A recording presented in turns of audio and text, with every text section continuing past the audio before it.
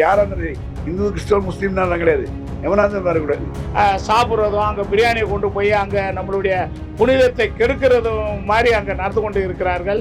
எதுக்கு தர்கா வேற எங்கேயும் கட்டிக்க வேண்டியது தானே? ஏன் இந்த கோவிலில் தான் கட்டணுமா அவங்க வந்துட்டு? அப்புறம் எதுக்கு அறநிலையத்துறை அந்த இடத்துல இருக்காங்க, அது இருக்காம நீங்க விட்டுட்டு போயிடுங்க, நாங்களே இந்துக்களை நாங்களே பார்த்துக்கிறோம். நாடாளுமன்ற உறுப்பினர் அவர் இந்த மாதிரி ஒரு தவறான ஒரு செயல் செய்கிறாருன்னா அது ரொம்ப கண்டிக்கத்தக்க ஒரு விஷயம்தான். ஏன்னா தமிழ்நாடு கவர்மெண்ட் தடை பண்ணலன்னா நாங்கள் திராவிட நாடுன்றாங்க, அவங்க எங்களுக்கு கடவுள் மறுப்பு கொள்கைன்னு இதெல்லாம் சொல்லுவாங்க. அவன் அந்த மாதிரி பண்ணான்னா அவன் அந்த முறைக்கே அந்த பாயின்ற அந்த இதுக்கு அவன் தராதரங்க. மத நல்லிக்கத்தை கெடுக்கிறது மாதிரி ஒரு எம்பி செயல்பட்டாங்கன்னா அது கொஞ்சம் கூட அது நல்லா இல்லை. அறநிலையத்துறையை எடுத்திருக்காங்கன்னும் போது அவங்க தானேங்க அது பதில் சொல்லணும். நம்ம சொல்றதுல என்ன இருக்கு? நிச்சயமா ஒரு கோவில் இடத்த போய் தான் இடம்னு சொல்றதே எவ்வளவு பெரிய தவறான விஷயம். இது கவர்மெண்ட்டா பார்த்துக்கிட்டு இருக்கு. அதை விட மோசமான ஒரு செயல் தான் இன்னைக்கு நம்ம முருகன் கோவில் வாசல்ல உட்காந்து பிரியாணி சாப்பிடுறது. 10 பேர் சேர்ந்து அடிக்க வேண்டியதான். தப்பு பண்றான்ல, 10 பேர் சேர்ந்து அடிக்க வேண்டியதான். இல்ல இப்போ நாங்க கொண்டுட்டு போறோம், அதுக்கு தான் நீங்க நிறுத்துவீங்களா கொண்டு விடுவீங்களான்னு கேக்குறேன். பிரியாணி கொண்டு போறாங்க, அதான் கேட்குறேன். பிரியாணி கொண்டு போறாங்க, சமைச்சு சாப்பிட்றதுன்னா சரி, சாப்பிட்றதுலாம் எடுத்துட்டு போகலாம். ஆமா சார், மற்றபடி யாரு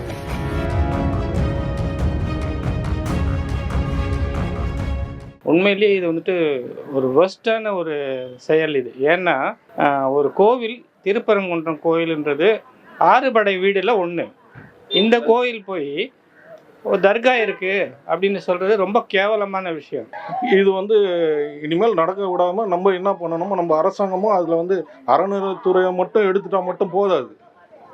இதுல என்னென்ன பிரச்சனை வருதுன்னு அவங்க தான் பாதுகாக்கணும். அப்புறம் எதுக்கு அறநிலையத்துறை அந்த இடத்துல இருக்காங்க, அது இருக்காம நீங்க விட்டுட்டு போயிடுங்க, நாங்களே இந்துக்களை நாங்களே பார்த்துக்கிறோம். அதுல வேண்டாத வேலையா போய் அங்க போய் நாங்க சாப்பிட்றோம், படி முருகனை இங்க இது பண்றோம் அப்படின்னு சொல்லிட்டு அங்க போய் சாப்பிட்றதும் அங்க பிரியாணியை கொண்டு போய் அங்க நம்மளுடைய புனிதத்தை கெடுக்கிறதும் மாதிரி அங்க நடந்து கொண்டு இருக்கிறார்கள்.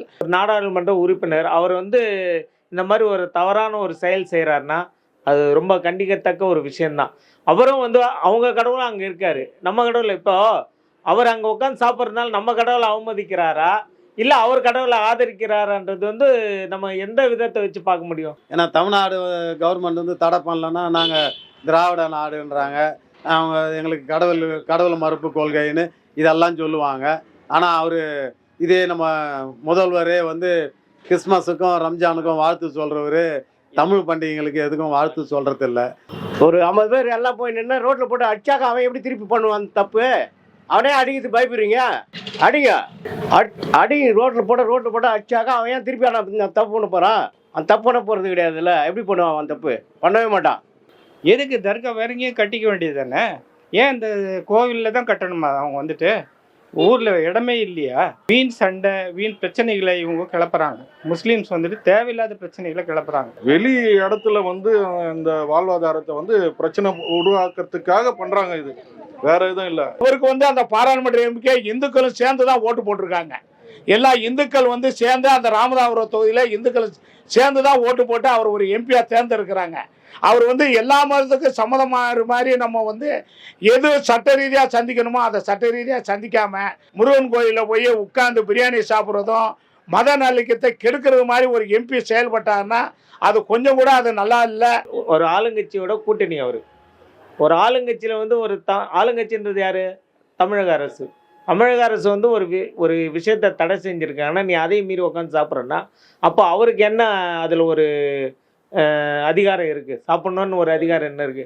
ஒவ்வொரு மதத்தையும் அவமதிக்கிற மாதிரி பண்றாங்க. 100% ஒரு தனிப்பட்ட ஒரு மனிதன் அவமதிக்கிறதே பெரிய குற்றம் போது ஒரு மதத்தையே இது அவமதிக்கிறாங்க. இது மன்னிக்க முடியாத குற்றம். ராமநாதபுரம் சேர்த்த அவர் எம்பி ஆதரவாளர்கள் இந்த மாதிரி பண்ணிட்டாங்க. அது அவரு இல்லை நிறைய பேர் எனக்கு முக ஸ்டாலின் தெரியும், அந்தமாரி அதை வச்சு நிறையா பயன்படுத்தலாம் இருக்கானுங்க. அவங்க இதெல்லாம் சம்மந்தம் இருக்க மாட்டாங்க. இவனுக்கு சும்மா எதனா ஒரு பேர் சொன்னால் நான் எனக்கு கலெக்டர் தெரியும், எப்படியே கலெக்டர் தெரியும், எனக்கு எம்பி தெரியும், முக ஸ்டாலின் தெரியும், இவர் மோடியை தெரியும், ஜெயலலிதா அம்மாவை தெரியும் அப்படின்றாங்க. இவனுக்கு பண்ணுறது வந்து 10 பேர் சேர்ந்து அடிக்கணும். நிச்சயமா வந்துட்டு ஒரு கோவில் இடத்த போய் தான் இடம்னு சொல்றதே எவ்வளவு பெரிய தவறான விஷயம். இது கவர்மெண்ட்டா பார்த்துக்கிட்டு இருக்குது. அரசாங்கம் வந்துட்டு இது தடை செய்யணும். ஃபர்ஸ்ட் அந்த தர்கா உடைச்சு போடணும். தர்கா இருக்கக்கூடாது அந்த இடத்துல.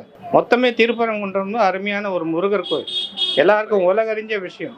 இது வந்து எப்படின்னா இந்து முஸ்லீம் வந்து ஒரு நட்புணர்வோடு இருக்கிறவங்க, இந்து முஸ்லீம் கிறிஸ்டின்னு இவங்க வந்து இதை பாகுபாடு பண்ணி இதுனாங்கன்னா இதனால் மத கலவரம் ஏற்பட்டால் அதுக்கு யார் பொறுப்பேற்றுக்கிறது?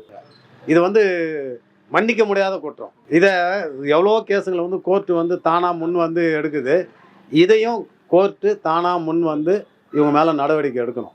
100% நடவடிக்கை எடுக்கணும். இந்த மாதிரியெல்லாம் ஒரு எம்பி, ஒரு பாராளுமன்றத்தினுடைய எம்பி, எல்லா மதத்தையும் சேர்ந்து ஓட்டு போட்ட ஒரு எம்பி, ஆனால் நம்ம மதத்தை சுதந்திரம் அடைஞ்சிலேருந்து ஒரு பாராளுமன்ற எம்பி போய் அந்த மாதிரி அங்கே போய் சாப்பிட்றாரு அப்படின்னு சொன்னால் அது வந்து ரொம்ப இந்தியாவினுடைய ஒற்றுமைக்கும் தேச ஒற்றுமைக்கும் அவ்வளவா நல்லது இல்லை.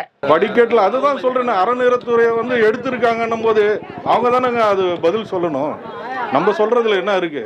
அப்புறம் எதுக்கு அறநிலையத்துறைன்னு இருக்கு? அதை நீங்க விட்டுட்டு போயிடுங்க, நாங்களே பார்த்துக்கிறோம், நாங்களே இது பண்ணிக்கிறோம். நம்முடைய தெய்வத்தை அவமானப்படுத்துற மாதிரி அங்கே போய் நீ ஆடை தூக்கிட்டு போகிறாங்க, மாடை தூக்கின்னு போவாங்க. நாளைக்கு என்ன செய்வீங்க?